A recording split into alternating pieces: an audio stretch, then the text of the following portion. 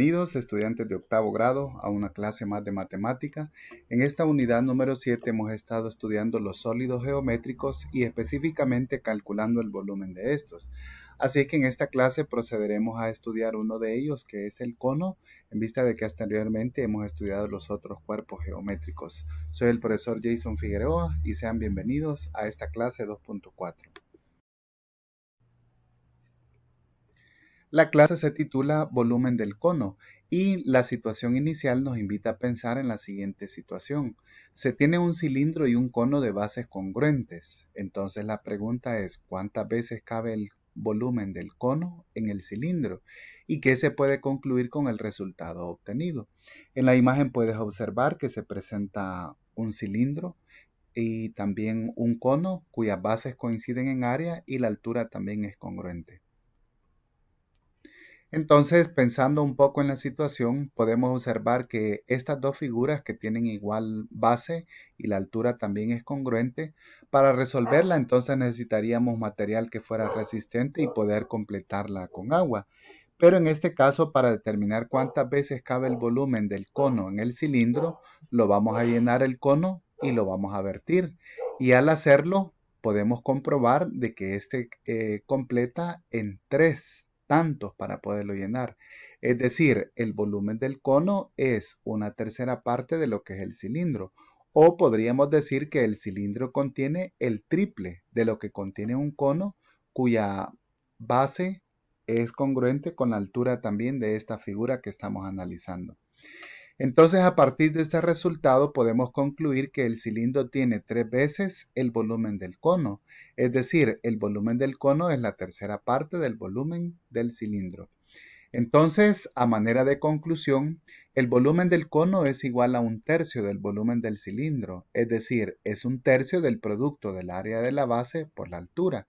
Para calcular el volumen del cono, entonces tendríamos que calcular el área de la base, multiplicarla por la altura y multiplicarlo por una tercera parte. En números formales esto quedaría, el volumen del cono sería, como la base es un círculo, entonces el área sería pi por radio al cuadrado, lo multiplicamos por la altura y posteriormente por un tercio, dado que es un cono. Nosotros podemos observar de que el volumen de una pirámide es igual a un tercio del área de su base por la altura.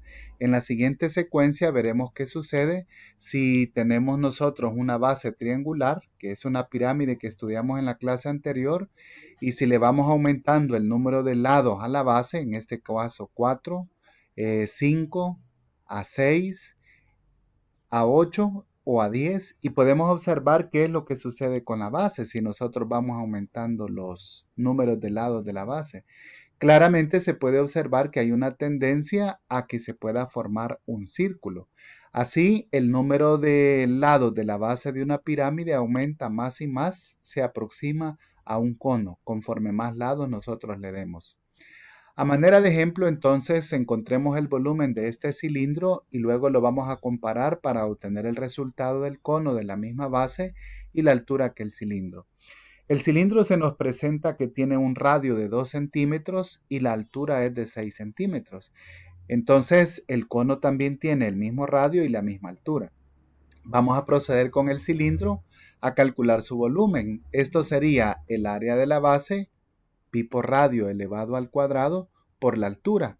Entonces comenzamos elevando el radio al cuadrado, esta se convierte en 4 centímetros cuadrados y multiplicado por 6 centímetros, entonces el volumen es 24 pi centímetros cúbicos. Claro, para llegar a una expresión decimal habría que multiplicar 24 por la aproximación de pi, que es 3.14. Y el centímetros cúbicos es porque estamos hablando de volumen. Ahora, en el caso del cono, sabemos que tiene la tercera parte del cilindro.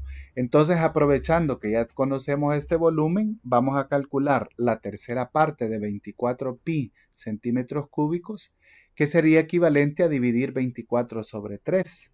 Entonces, esto nos queda 8 pi centímetros cúbicos. De nuevo, si queremos saber una aproximación decimal, entonces habría que multiplicar 8 por el 3.14 y la respuesta en centímetros cúbicos porque es el volumen que estamos utilizando.